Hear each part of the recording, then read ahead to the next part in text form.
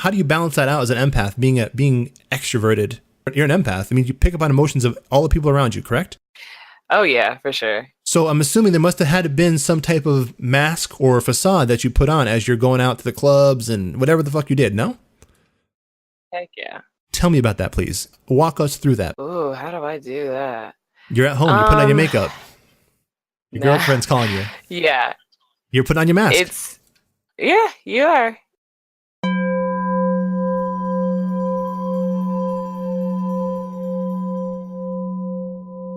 For questions, comments, and to show your support, visit us on the web at afroempath.com.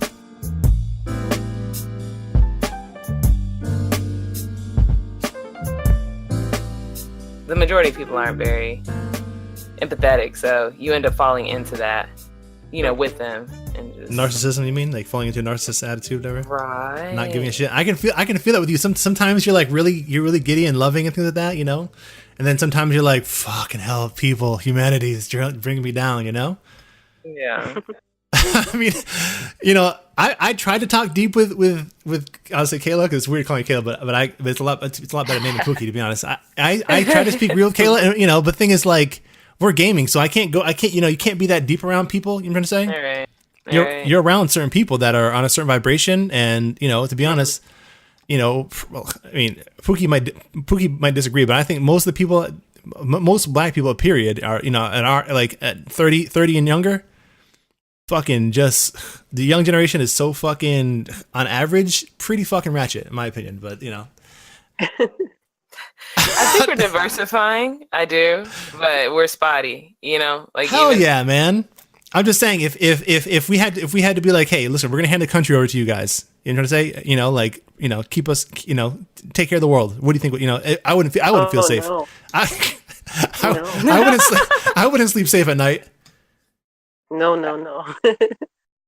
Yeah, we have to do a better job of just like being strong enough to not fall into what is fed to us through media or what we feel is our self-worth, and just discover it for ourselves to become stronger people. Yeah, we're living in the big booty generation. I'm trying to say everything is fucking. It's about selling out real quick to fucking get fame and or get a quick buck. It's like the even the love in the music has been gone. I know me and Amani talk about that a lot. Like how like there's even R&B is like a genre that doesn't really exist anymore. It doesn't really exist anymore. You're gonna say?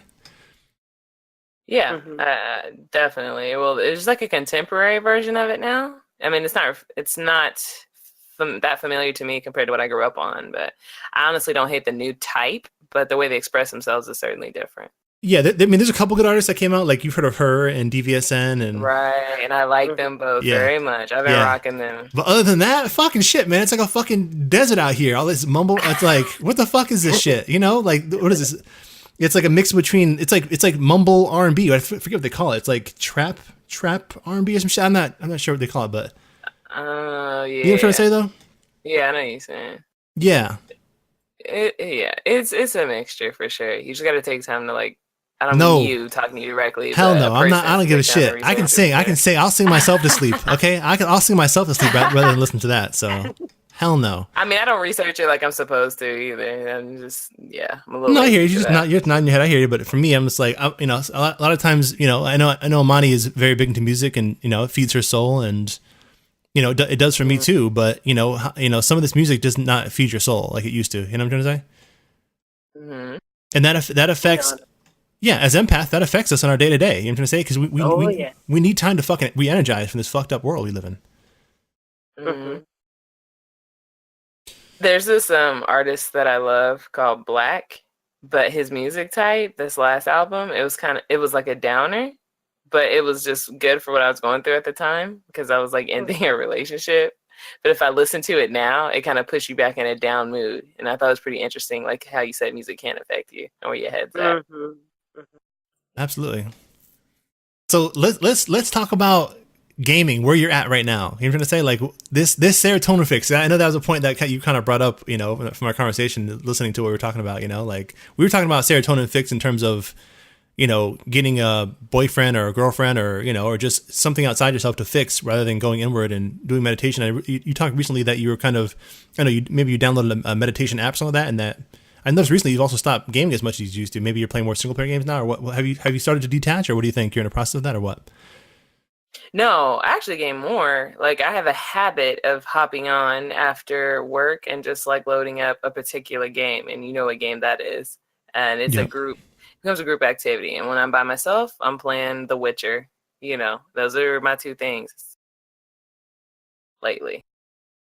Not here. But I'm not knocking it, you. I mean, I still play video games too. You know, I mean, everybody has their thing. I mean, we all need time to unwind. But I'm just saying, like, I did notice like the more and more I'm doing shit that I actually enjoy doing. Like, I know speaking to Amani and others on this podcast, to me is like, shit. I rather I get more excited to do this than hopping on and gaming for sometimes. You know what I'm trying to say?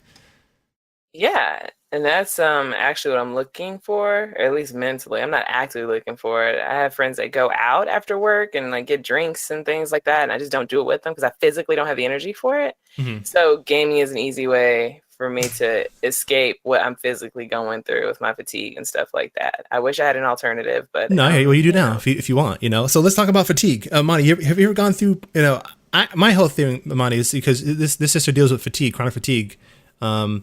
Now she mentioned to me that when she was young, she used to have issues with her stomach where she couldn't keep food down, and that kind of like rung a bell with me because I remember there was a time when I was going through a certain process that I couldn't keep food down either. Like, no matter what it was, I'd always throw it up. It could be anything. It was even liquids. Yeah. And that happened for like probably fucking it was like fucking like almost like half a year. You know what I'm saying? Wow. I lost so much weight. But I was going through a lot of anxiety, a whole fuck ton of anxiety, you know? Now I've been there though, yeah. tell me about that. Tell me about that point in your life.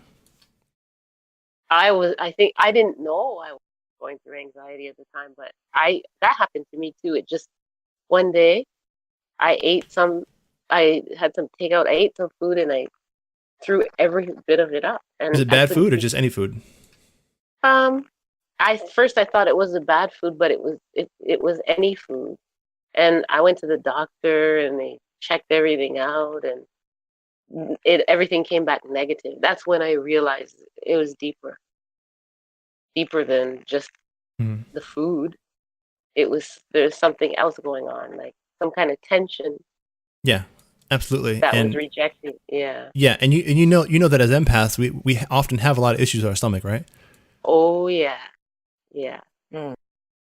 That's like a mind of its own, you know? It's like a brain of its own. Mm-hmm.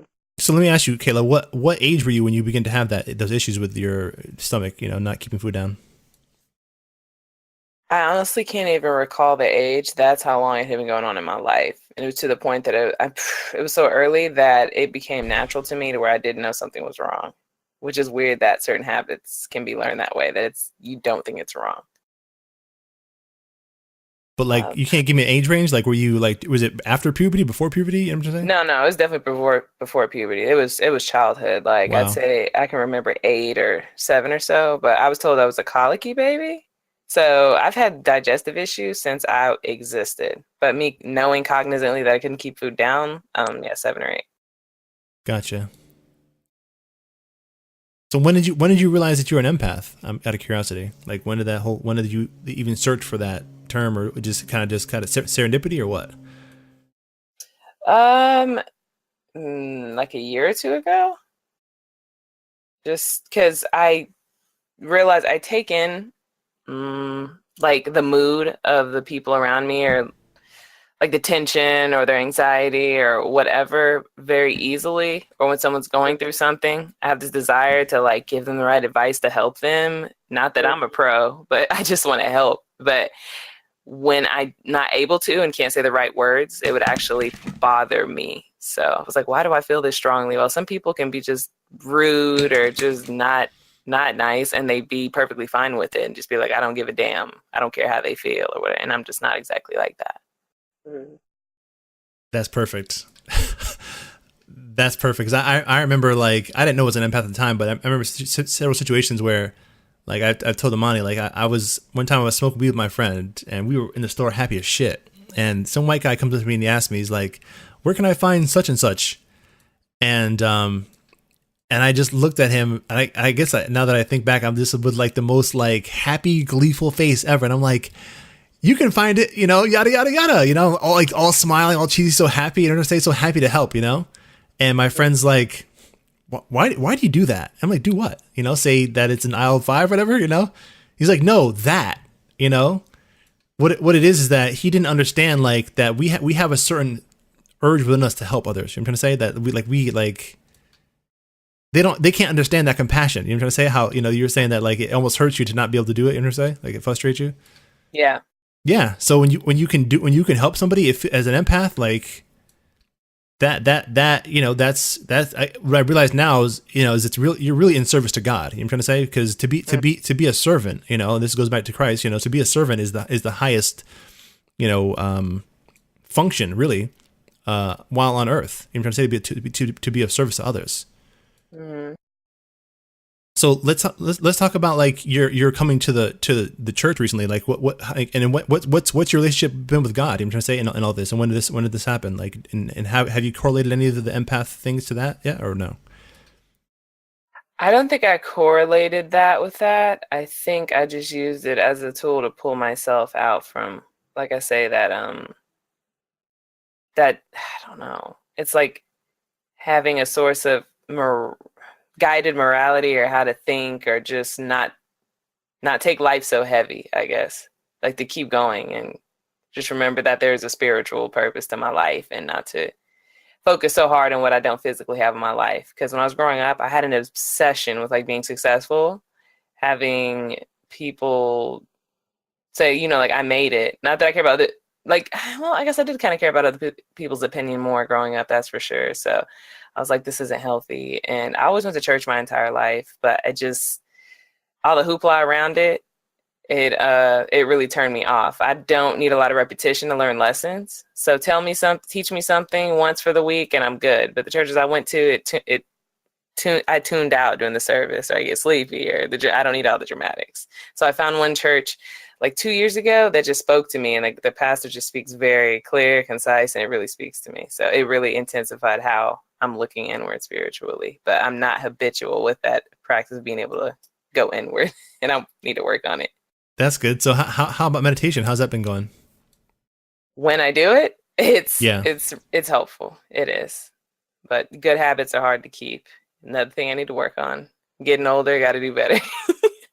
Yeah. I'm a stickler for that. So I'll be asking you from time to time to like, how are you doing? How is it? You know what I'm saying? That's crucial. Yeah. And I don't think the church, even though I think in the Bible it talks about meditation like 22 times. I don't think I've ever heard any pastor ever in the history of America that I can think of that I've ever heard ever in a sermon talk about meditation. No, you're right. Like the direct, sorry. Go ahead. A direct connection. Yeah, it's just straight meditation. Now, I have heard the phrase prayer and meditation, but for the preacher to expand on that second word, no.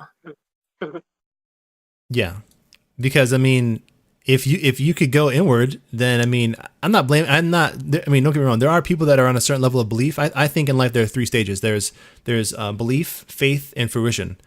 So belief is when you think that's when you're a child, like.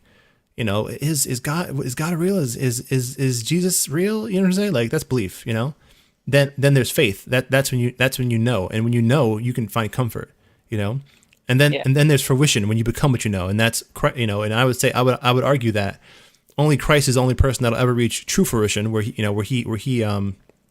becomes he becomes the embodiment of love, truth, peace, freedom, and justice. Mm-hmm. But I think we're all on a like a upward spiral to reaching one of those states in our life, and most of the people that go to church are still at the stage of belief, and that's why they have to be like taught like children, and like through repetition and programming. I guess you would call. I guess repetition is really programming, right? So I think that like yourself, myself, and the sister Amani here, we're just born into this world, just more advanced souls, meaning we've had different incarnations where we already know these lessons. I'm trying to say we're just there for like a reminder, Mm-hmm. I have this weird. Oh, I'm sorry. Go ahead, please. No, go ahead.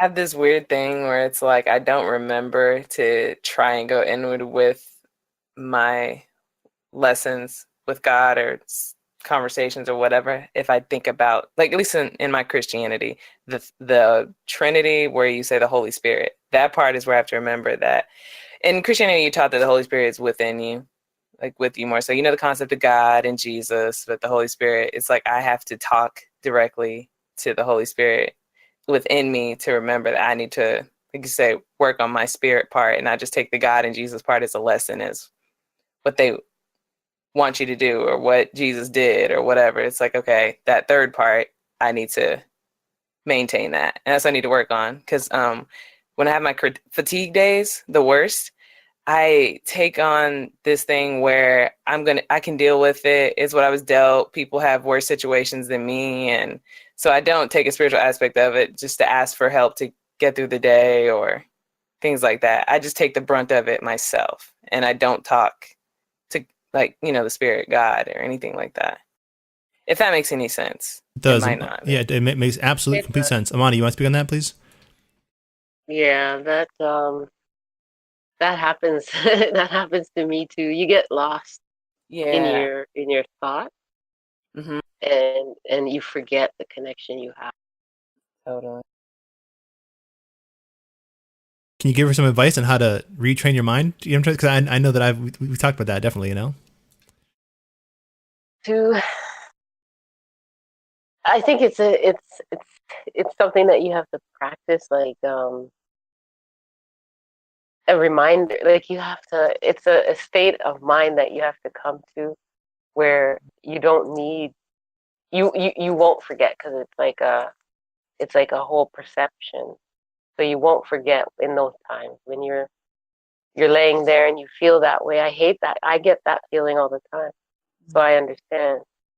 And then I start to feel a little bit, it could actually make me feel sad.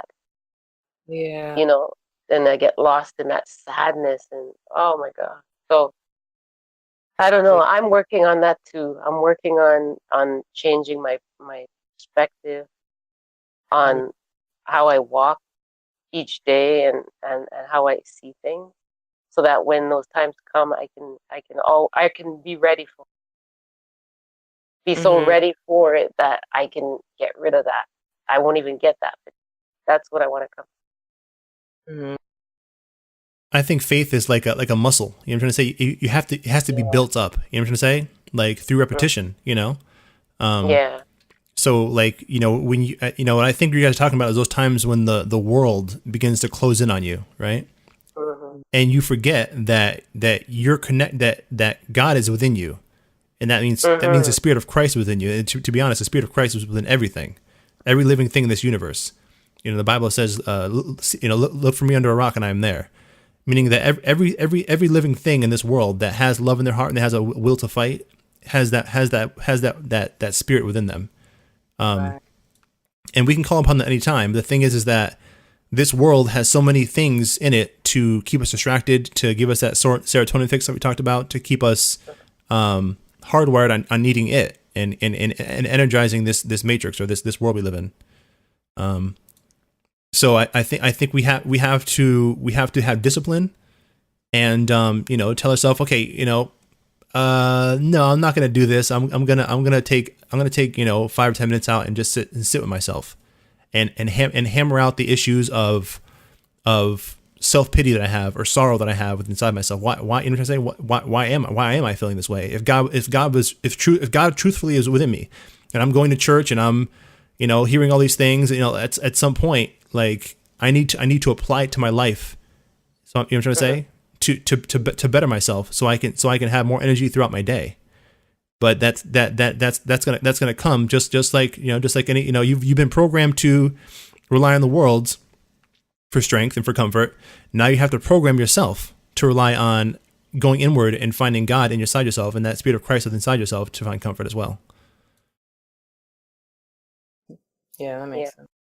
And it's important. I mean, I think with the church is great to some degree because it's a community of loving people. Unfortunately, many of them are on a very low understanding of God. Some of them are advanced, but that's generally the guy behind the pulpit, if you're lucky to find one like that, But I mean, it's important to keep yourself immersed with good people. You know what I'm trying to say? Who are on a certain path. You know what I'm trying to say? A certain trajectory, So you're not, because we do, unfortunately, especially as empaths, I would say more so than others, we do pick up on the vibrations of people around us, and that can begin to bring our vibration down. You know what I'm trying to say? Because this is the world we live in. It's like if I have a high vibration, I'm with someone that has low vibration. Now there's nothing that they can give me but I can give to them. So my fuel of love, it now is energizing them, but there's nothing that they can give to energize me. So and especially if they're worldly and they have no foundation of God, then they have no inner strength to draw from. So other than the energy they're getting from eating dead animals and killed plants, right? They're not getting any other spirit other than that in their life. Yeah. So I mean, go ahead. I'm talking about you. I'm thinking about you as I'm saying this, right? Because I know you're surrounded by. I know. Because I know. Yeah. I know, because I've met some of the people that she's games with, and it was for me. I'm very sensitive to vibration, Amani, and I know, Amani, if you were to go in there, you'd be like, "Oh fuck this shit, I'm out." I'm out of here. You'd have been, I'm out of this bitch, and I'm very, very particular with who I'm around, and everybody. Kayla can speak about this in terms of her the brief time she's known me as a gamer. That even gaming, I'm very particular about who the fuck I deal with, because unfortunately in gaming. You get lots of fucking dudes that just want to talk, and they want to, especially for an empath, and they know you have a good heart and a listening ear. They will fucking yap your fucking ear off, and and use you as their fucking confessional booth. Oh no, yeah, absolutely, absolutely. I'm like, God damn, man. I'm like, shit. I want to play a game, and all you want to do is fucking talk, man. So black people are the worst. All they do is fucking yap because they're afraid. Oh no, because they're afraid. See, the thing is, I know they're afraid, right? Because when because people that always talk, and they don't meditate and have no spiritual practice, they're afraid because if they ever stop talking, they may have to be quiet. And if they're quiet, silent. Yeah, exactly. Yeah. If they're ever quiet, they may have to go inward and be introspective. And if they're introspective, they may have to deal with their own pain and their own hurt and find God in their life. And love hurts, right? So, I think I'll just find love in the world, And let me ask you, Kayla, because you're probably more of an extrovert than an introvert, no? Yeah, I'd say so. Yeah, I would say, I would say like that's maybe me, you and Amani. I think Amani, you're definitely more of an introvert, yeah. Mm-hmm. Yeah, I'm definitely more an introvert too. How do you balance that out as an empath, being extroverted? You know what I'm saying? Or I'm not maybe not now as much because of your condition, but I'm assuming there must be some degree, as you're an empath. I mean, you pick up on emotions of all the people around you, correct? Oh yeah, for sure. So I'm assuming there must have had to been some type of mask or facade that you put on as you're going out to the clubs and whatever the fuck you did, no? Heck yeah. Tell me about that, please. Tell our listeners, because right now you're 30 years old, right? There's a young girl out there who's 18, 20, 21, understanding themselves, understanding what an empath is. So walk us through that, please. Ooh, how do I do that? You're at home. You're putting on your makeup. Your girlfriend's calling you. Yeah. You're putting on your mask. You are. It's almost like entertaining the path to becoming that pretty girl at the end of the night. Like you say, getting the makeup on, the aspect of having fun, because I love to dance. So that's why I liked going out. And then like the attention you get from guys and stuff like that. It's like you, like as you're getting ready, you almost devolve into enjoying that aspect of the carnalness of it all, being a human, right? Yeah. Being the flesh, whatever. So I waver in and out of that, at least in those times, and even just hanging out with my friends and the discussions that I have, or like you say, gaming with the type of people that I game with. You're enjoying the comedy of the moment of the daily crap, So I'm more tolerant of it. Not saying it's super healthy for me, but that's just living life, being a human. I'm not perfect and completely pulling myself out of it. I'm still learning. Nor am I. Yeah, we all are. Yeah. And so then I reached this point, like, well, how do I say this? When you say I pick up on, or when you say, well, when I pick up on, how do I say this? The vibrations, like you say, and helping people and like gaming with guys and stuff, they developed this attraction to me because of that. And then as they continue the conversation of the flesh and other things that just become less interesting to me, because I do hit a wall where it's like, all right, I'm not that your basic. your tolerance level is only goes but so far. Is what you're So saying. far, right? Yeah. And then their attraction wanes because they can't pull out of that towards me, and I'm totally fine with that. So it's almost like a natural elimination of these type of people, or at least that level of closeness to me, which I'm totally fine with because I just can't. I can't get to that level exactly, but I have fun in the club at night. But when we exchange those numbers and they're texting me after the club or days after, it used to always wane. Even in my 20s, early 20s, oh my God, I need to completely silence that. It would completely wane, and I was okay with that. I just couldn't reach that level of having your typical dating drama with these guys going all the way because I never developed full interest in them because they were just too in the flesh, a little too far. Amani, can you relate with that? Yeah, I was putting myself back in my party days, and I think Amani, I you're 42, yeah, for the record. yeah, Okay. and I used to do the same thing.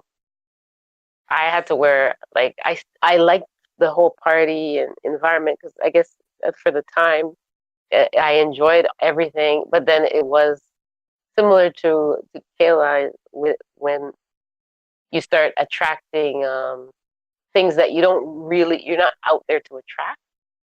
You're out there to enjoy yourself.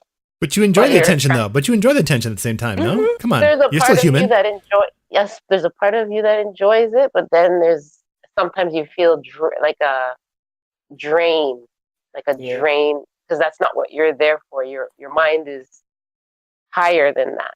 It's higher than this So part. what you're feeling is you can pick up on the low vibration of those people around you, and you're like, oh, Yeah, okay. yeah. I agree. But you still want to be there. It's still fun. The music's there. So The Amani, when vibration. these guys you give your number out though, yeah? To these guys, Amani, no? That I didn't. No. You never did I did. ever? Well, maybe I did. Maybe I did once, but not often. Like I would go out sometimes with friends that were out there purposely to get numbers, to collect numbers, and I used to think that was crazy. I'm like, I don't want to collect a bunch of numbers because tomorrow's a new day. I'm not gonna want to call these people. But I was just different though. No, So I hear you. But you're more introverted. Kayla, you're extroverted. yeah. Kayla, is are your friends extroverted too, or are they introverted, or who's I'm trying to say who you went out with? Like who's your wing girl or whatever you call it? I don't know what they call it as for females, but Yeah, I have a good little group, and they're all pretty extroverted, and we all just do those things together. We go out with that same purpose. We go out, we would go out, see what kind of guys we met, exchange numbers or whatever. And I did do them number exchanging, and I would talk to these guys. It's almost like exploring people. I didn't never, not once have I exchanged numbers with a guy and met up with him to have sex afterwards. It just that wouldn't have been enough, and I knew I couldn't deal with the act of doing that and then just going about my daily life because I would feel like I was giving a piece of myself to them, because I have this concept where like your heart is in your vagina. me too. Me too. I always say my heart is connected to my penis. You know, I can't just do that because I always, there's a video I put out about how I knew that like these women that would have had to have sex with, like growing up, they would have drained me because I know my heart is not, I'm a little better now, but still there's no point. Like meaning that there's a certain love that I have to give through my heart, through my penis, that a woman does not have anything to give me back. You know what I'm trying to say? So I'd be feeding her, and she'd be taking energy from me that she could never return. Yeah, I agree. And my friends, they would hook up with guys, and then they would say, "Oh, it's just sex. We're having fun, and I don't want a relationship, no strings attached." But they become like their sexual, like their friends with benefits. There you go. And they would find themselves. I'd noticed they would talk to me more about these guys, and I'm like, you realize you're a little attached to him, right? And then they'd get bothered when these guys weren't hitting them up anymore or taking them out or, so I just never saw that it worked well for them doing that. I just exchanged numbers to, like I say, see if you just met an interesting guy that was an empath like us so that we could flow like how you and I do, just discussions about, what we're talking about. But had you ever? Sorry. Had you ever found anybody like you that you felt you connected with at the club? Because most of it, I'm an introverted guy, so no, I won't be at the club. Yeah. Hell no. Not one time, I don't think. It's just, yeah. So, Was there ever a side of you that when you went to church, you might think you might find a good guy there? No. It's just, I think for me, just at this point, it feels like I'll just find them in life. I'm not saying they're not at the church, but they're mostly married or not. I think they're introverts and not really doing activities that they can be found in that way. Mm-hmm. Correct. Yeah. That's why I created this Facebook group, honestly, because I know that me personally, no, I'm not gonna be at the club. I sure the fuck is not gonna be at the church. I'd be more. I mean, don't get me wrong. Every now and go to the church for my mom or some shit. But I gotta say, when I walk in there and I see a big picture of white Jesus, that shit is not, as a black man, that doesn't quite do it for me. You know, forgive me if I want to get the fuck out of there or take the picture with me as I leave. Now, does the church you go to have a picture of big white Jesus?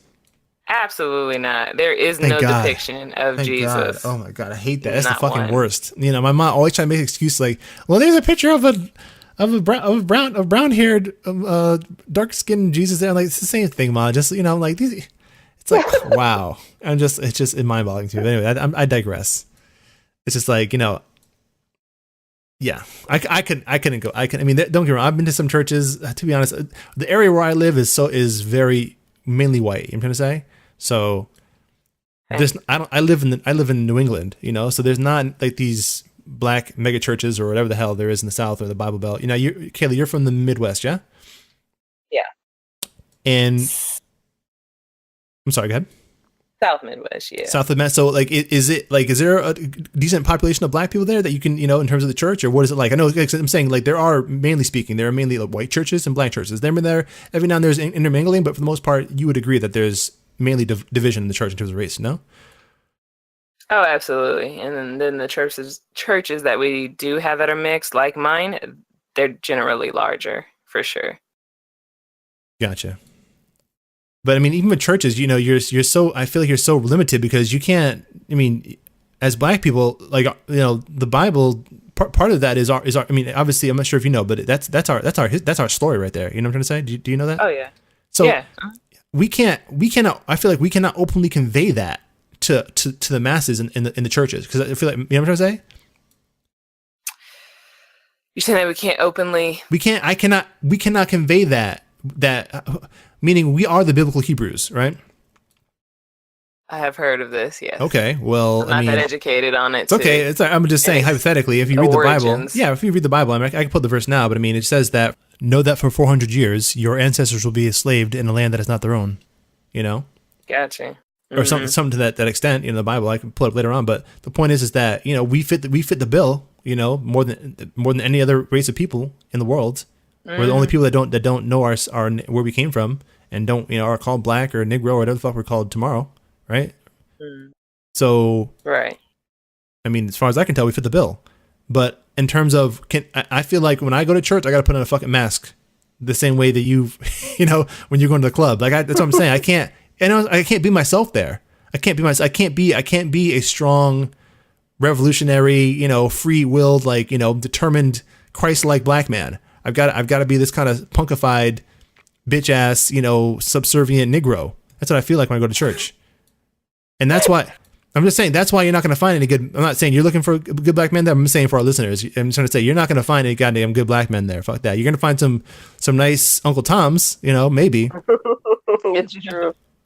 Yeah, but true. You're not gonna find because a strong black man is going to either be doing for himself or with other like-minded strong black men. You know what I'm trying to say? Right. So, like when you asked me that question about, you know, being the original Hebrews and what I knew, it made me think of those Israelite guys. And so when you said that, I was like, no, I'm not one of those dudes. I'm not one of those dudes. I mean, no, I'm not one of those dudes. I'm not one of those dudes. But I mean, there is some of the things that they say is true, but I'm not one of those dudes. Those motherfuckers are a little bit extreme, you know. I don't have time to be fucking on the street yelling at white people to feel good about myself, you know. But to each their own, you know. I mean, what they're saying is true, absolutely. But I mean, It's true. yeah, it's true. Yeah. But I mean, again, it's it's one thing to know it, and it's one thing to, it's like, if you know something, do you need to be fucking yelling on the street corner? I don't know. I mean, again, if that's the process of what I call alchemy, that's fine. I understand that, but that's just not for me. That's not. I'd rather meditate and find God that way than Yeah. yelling out scriptures in the street. But Yeah, I understand what you're saying, because I have this thing where it's like you're supposed to help people, but at the same time, when it comes to shouting on the street, knowledge and all that, and feeling like you're doing your due diligence to try and save others, people have to be open to learning. And I just don't feel like your average person seems to be very open to this. So doing it on the street corner, I'm just like, I No. personally feel like I'm wasting my time. you're right. You're absolutely correct, and I think that it's better to be they say better to be righteous than to be right. So meaning there are going to be people on the street that are white people, that you're yelling at certain things, and I've noticed that a lot of these dudes are in the corners yelling at people and shit. Like they're just like, they're hella angry inside, and they're like, it's like everybody that doesn't look like them is their enemy. I'm trying to say. Yeah. Don't get me wrong, we do live in a white supremacist society, but it's like, god damn, man. I mean, like, I don't know. It's like, understand. I don't know. It's like, I can put it. Now there's certain levels of truth, you know what I'm trying to say, but I believe ultimately the highest truth is love. You know what I'm trying to say. So, like, eventually, like, I'm gonna put it. It's I think a lot of these people, like, they're like I said, they're angry inside, and they're like just spewing out stuff out of what they're thinking is righteous passion, but they're not realizing that that's not the way really to put it. You're not really getting to know yourself and know God through that. You know what I'm trying to say? You're really just, I feel a lot of these people are just venting their frustrations, out in the public. Mm, Yeah, it does look like that sometimes. yeah. I mean, But I sometimes like watching them bother people. yeah, because that's because it's therapeutic. It's therapeutic to yell at people. Let's be honest. Sometimes it's therapeutic, Yeah. It is. And again, I'm sure, like I said, I bet you it's therapeutic for them. But again, it's not. That's not my whole thing. So let me ask you, Kayla. This is kind of a question I always like to ask people. When we first met, I'm trying to say, what the hell did you think of me? Because I asked Amani this too. Just like, like, what was your impressions of me, like, when we first started gaming? You know what? I almost thought, all right, when I answer this, don't get offended. I don't care. I want to give me everything. Tell me how fucking crazy and stupid or fucked up you think I am. Please tell me everything. I thought you were judgmental. You had a hell of an ego. Check. And, and you thought,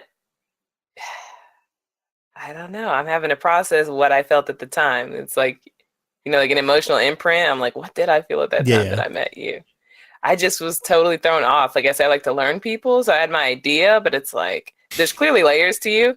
But at the same time, it's like I was wavering in and out on, is this guy, is he okay? Is he wrapped too tight or what? Yeah. Just, right. But you're just so interesting. And what you say, honestly, it just can legitimately make sense. And sometimes, like, if you analyze a person, you're dead on. So it's like there's something to you. Yeah, but at the same time, I got an ego, and I fucking so right. That's what it is. Too. Yeah, exactly. What I've had to develop that to keep myself safe, though. You know what I'm trying to say? Yeah, because I understand what you're saying. We both know, especially on in the online gaming community. There's lots of savages out there online, and they can be savages very freely. Absolutely. So it's like, when you're trying to keep your heart pure and not be drained by these people, you have to put up certain barriers, between you yourself and your heart and that seed of God within you, to not be I don't know, it's like to not give in to what the hell they say, because you hear lots of shit online. I'm sure playing Counter-Strike. Oh, heck yeah. So I think that's part of it. Yeah, I thought you were contradictory at the time in how you can love so strongly or have empathy, but be able to separate yourself from people, or in a way that at first to me came off judgmental, because I had never met a person like you. Because like I say, you can be isolated in your search of just finding people that are like you. So you're a different version of a person that I have encountered. So I was like, he feels what people are going through, but at the same time able to just be like, yeah, no, I'm not dealing with that person. So I was like, is he really an empath? But now that I get to know you more, I totally get how you deal with cutting people off and what works for you. I'm not saying it's a bad thing in this day. It was just something I had to understand. No, that's perfect feedback. Yeah, I found that I had to separate myself from people because as an empath, we do pick up on people's vibration, you know. So I can speak to somebody and understand where their mind's at, you know. Mm-hmm. And I realized that like for example, let's talk about, you know, nobody knows who Niv is here except for me and you, but he's a good example because he's someone that like when I kicked him, like, damn, I kind of like this guy, you know, but shit, let's be honest, like maybe he's different now, but at the time, like this fucking dude's a little bit draining, you know, just he's like, oh yeah. But I can see that there's that to him there is a spiritual core. It's not very strong, you know what I'm trying to say, but he does have a faith in God. You know what I'm trying to say? Yeah. He's told me it wanes, but I do believe he has it. He does have it. Yeah, he does, and he wouldn't have to tell me that it wanes. I know it wanes because if you're complaining about life, then it means your faith is wavering. Period. Right. You know. Right. So it's like I realize that with people, like if they haven't found God in their life, then they're always going to be dragged down by just the ins and outs of their human existence. Mm-hmm. And so I'm to the point now where I've realized, hold on, I need to separate myself from these people because they're going to bring me down. Because eventually what happens with vibrations is that they normalize. You know what I'm trying to say? Yeah. They normalize. Absolutely. So, and if I'm the highest vibration there, you know, now if it's me, you, and a bunch of empaths, and one person came in, we can support that vibration of that lower energy. You know what I'm trying to say? Right. Like a child, you know? Right. But if it's a bunch of fucking children and I hop in there, then I got to fucking, you know, take off my pants and, you know, put on my pull-ups, you know, my Huggies pull-ups, you know what I'm trying to say? And start drawing with crayons again, you know? Yeah. And that's the thing for me. I don't like having to think like a fucking kid like that. You know what I'm saying? And I'm talking about grown men, you know, in their fucking 40s. You know. Yeah. All I do all day long is play Xbox and smoke pot. You know. Yes, I mean, so many like that. Yeah, Everybody's exactly. smoking pot. Yeah, and just exactly. chilling at home I mean, don't get me wrong. I be like, I don't need a girlfriend. I smoke weed every now and then. You know, shit. It's therapeutic. It's medicinal. But shit, I mean, I'm not trying to drown my fucking like my soul up in that bitch either. You know what I'm trying to say? And just forget and just not. Right. You know. So I mean, it's all about how you use it. So I'm just saying, like, I realized that, oh man, I cannot be around that. It was just too much. You know, too many egos. Yeah. And you know, the thing is, I shouldn't have to have like a defensive ego. And I realized that I've developed it by having to be around fucking savages a lot of times, you know. And I'm not saying it's just that Discord. I'm talking about the general gaming community. Period. You know, to be honest, it'd be a lot worse if I was around white people and these racist ass fucking white kids, you know. Yeah. But it's like we're gamers. We like playing games, you know. Mm. So how do you? It's a conundrum. What I've learned is that I just need to, you know. I like playing single player games, and I can play Street Fighter with just me and one other person, you know, and that gives me a certain fix, you know, or PUBG. I can play that with, you know, two players, you know, but I play games now that don't require as much teamwork. Now you're playing Rainbow Six Siege. I know, Amani, we're probably speaking like Chinese to you, but the game that she plays requires, I think, a team of like 5-on-5 or 6-on-6. I think it's 6-on-6. 5. So she's having to play with all these different people in this game, and they're all online. They all have microphones, and they all have their own different personalities, and they all have their fucking frustrations, and they all sometimes bitch, and sometimes they work together. But the thing is that online, you could be anything you want. You know what I'm trying to say? Mm-hmm. And so, as an empath, like I'm assuming, you know, Kayla's got to put on a certain defensive barrier all the time when she goes in here, because, you know, and a certain mask again that's not really herself, you know. And sometimes give me an example of some of the stuff that these guys talk about. Okay, well, we'd be like, okay, well, defuse the bomb. No, well, you dude, I'm guarding the fucking door. You defuse the bomb. You know what I'm saying? Like, and then we both die, and then the round's over, and then this fucking dude after the round's over wants to talk shit, like, you know, like, dude, what the fuck are you doing? Then see online, right? See, if we were face to face, it wouldn't be that big a deal. It's like, oh, just a game. But for whatever reason online, because people can be whatever the fuck they want to be. You know what I'm trying to say? Oh, no. Right? No. They will fucking yell at you because of their ex-girlfriend dumped them a week ago. You know what I'm trying to say? Oh my god. Yeah. Yep. And if you're a woman online, please, Kayla, please discuss this shit. Oh my god. It is even worse. And if you're a black woman online, Uh-oh, shit. What? Like, I never even yeah. thought of this stuff. absolutely, because on average, genetically, you know how we sound. We sound different from Michelle, you know? So they instantly call you, you know, the hard R or a tranny because my voice is not high pitched, you know? And What? oh, yeah. How do you deal with that shit? Please. I end up trolling back, which pulls me, like, we debate. I do not let them dominate me. I can keep up with them, but it pulls you out of character of what the state that you want to be in. But Yeah, your vibration your vibration has to get lower now. Absolutely.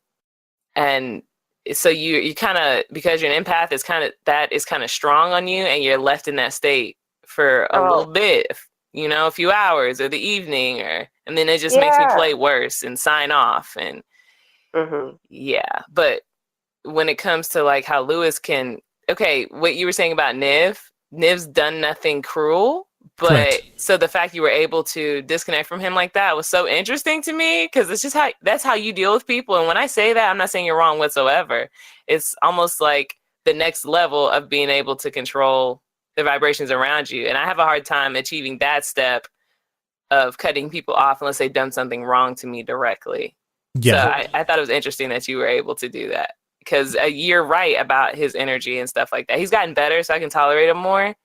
But because of where I'm at spiritually, you know, I've improved some over the year too. So when people complain to me about your day-to-day, and it's just like, it's in the big picture, it's not that bad, bruh. But you can't speak to them like that. They don't exactly get it. They got to explore that for themselves to realize it can be worse for sure. Yeah, well, the thing is, what they're doing is they're using you as a fuel source of love, because they haven't found it within, and their connection with God in their faith wavers, you know. And why how can I put it?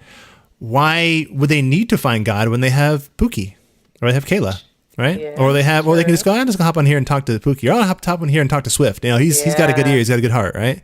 So the thing is that I realized with him that I would be basically like an enabler. You know what I'm trying to say? Yeah. So I'm not really doing him any favors by entertaining entertaining that. You know what I'm trying to say? Yeah.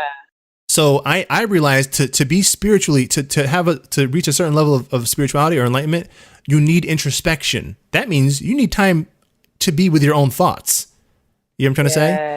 And if I am your confessionary, or I am your, you know, if I am your fuel source of love to draw from, your fuel source of intelligence and emotional comfort to draw from, then how are you ever going to go inside yourself and find God within you?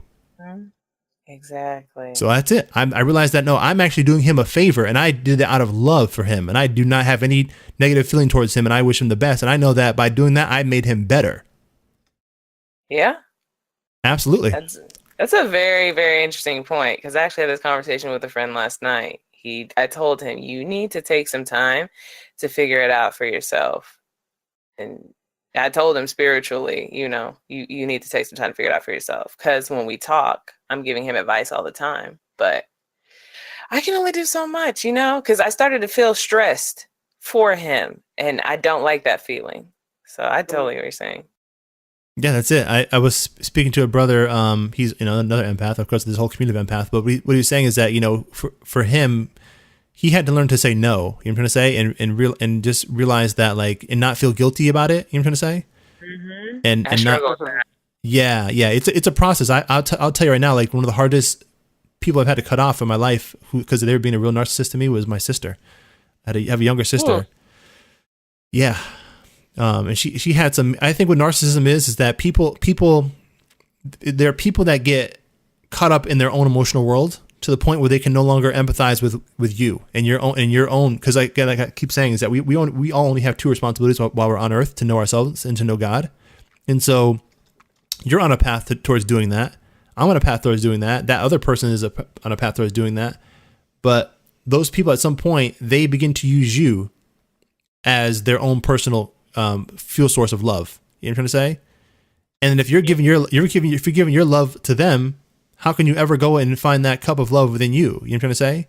Yeah. And I think there's 3 levels. There's belief, faith, and fruition. So until you've at least reached faith, your cup of love can never runneth over. You know what I'm trying to say? To the point where you have enough within you and enough energy within you to flow over to another human being. You know what I'm trying to say? And I'll say with you in particularly, like I'll give you an example. When you first got on here, right? Your mood was just like, you're already kind of preparing for this might suck, you know? But as you got to talking, you're like, but as you got to talking, you're like, oh shit, these guys, they're empaths, and they understand exactly, they understand me, and I don't have to explain myself like I feel like I'm a fucking crazy person here. Yeah. So now your vibrations, your vibrations better. You no longer have to brace yourself for fucking dealing with the drudgery of idiocy around you. I knew it wasn't going to be idiocy. Had. Yeah, but still, you were still. I'm an empath. Okay, so I know your energy. You don't have to say shit. You still brace yourself a little bit. I know. But listen. Go ahead. I will say a big part of that was I've had a migraine earlier today. Like an episode was totally starting. Migraines change your chemicals. They put you in a crappy mood. It makes you drained. So when I hopped in here, extremely drained. And so like you said, when your vibrations improve, when you meet other people like you, and you just put those symptoms in the back of your mind right now. So I'm able to just kind of throw it off. Gotcha. That was dominating more than anything, but I did have, I don't know if dread is the word, but yeah, I guess dread at the fact that I'm having to speak, because when I'm drained like I was, I have a hard time putting words together. I'm able to do that right now for some reason. If I was hanging out with friends right now and trying to deal with that, it'd be a little harder for me to speak. Because your friends are on a certain vibration, is what you're saying. Exactly. Mm-hmm. Amani, speak about that in terms of your friends. I'm assuming that most of your friends are, most of your friends female, Kayla? Oh, yeah. Amani, speak about that, because I know you're speaking about your friends, and I'm assuming most of your friends are female as well, and how you kind of had to take them one at a time or something like that, right? Is you saying? No. Talk about that. I have to do it. I have to do things one at a time. Like I'm better one-on-one with the friends that I have now. Heck yeah. Because I can only take on so much energy. Like they're not empaths, so it's like I can only take on so much at a time, and that's how I do it. It's easier for me. Yeah, you saying that is like an aha moment for me. I never understood why that's been me. That's been me 1,000% my entire life. I've always only hung out with one friend. I would be in a group of like Black women, not to apply it to race, but growing up, we're trying to, as Black women trying to figure it out, or how our perspective on life was, like the negativity or the attitude or whatever. It became a group sync, I forgot the phrase for a group.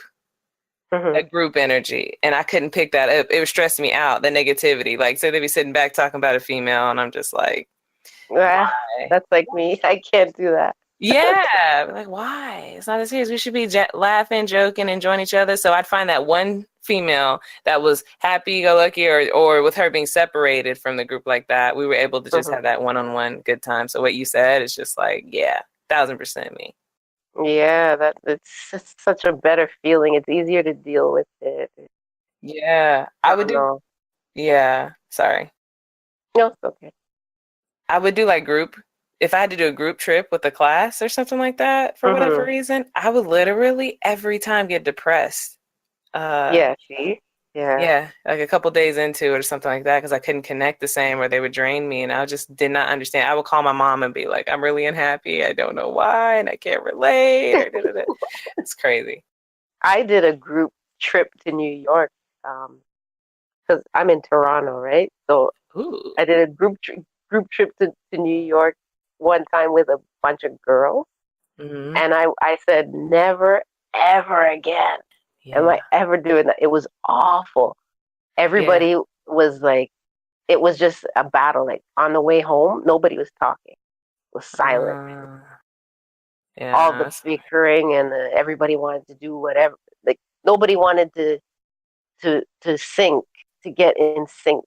Everybody wanted to just talk, be somewhere else. It wasn't good. And I just said I should have known better because I already know myself. Yeah. I will never do that again. Yeah. We all want to have that Sex in the City girlfriend circle moment, so we do it anyway. I know you do it, yeah. And I still sometimes I think about that. Like I would love to have that, like Mhm. a small group of friends where everybody's on the same vibe, but that's not hard. That's not easy to find. Not at all. Difficult to find. Right. And then you have jealousy too, like with friends where one friend wants to be your best friend or, or something like that, closer to Mhm. you, and then the other one is mad because you're close to the other one, and all that Mhm. bickering. I don't have time for that. Yeah. Did you find in your groups that the other girls would be attracted to the female with the negative energy? I didn't understand that. I don't know if that makes sense. But the dramatic one, everyone like kind of catered to her, found her really interesting, or I didn't understand it. And I was like, why is nobody attracted to me? Or call me out individually when we get back home or something like that. I didn't understand Oh, it. Or at least because that was me. she stole the show. She stole the show. And that's when I was younger and cared more, Yeah, trying to be the cool yeah, kid. And I didn't understand it. But yeah. So me, one on one now is perfect. That's yeah, how I deal totally. with it. Yeah, I agree. Join us next week for part 2.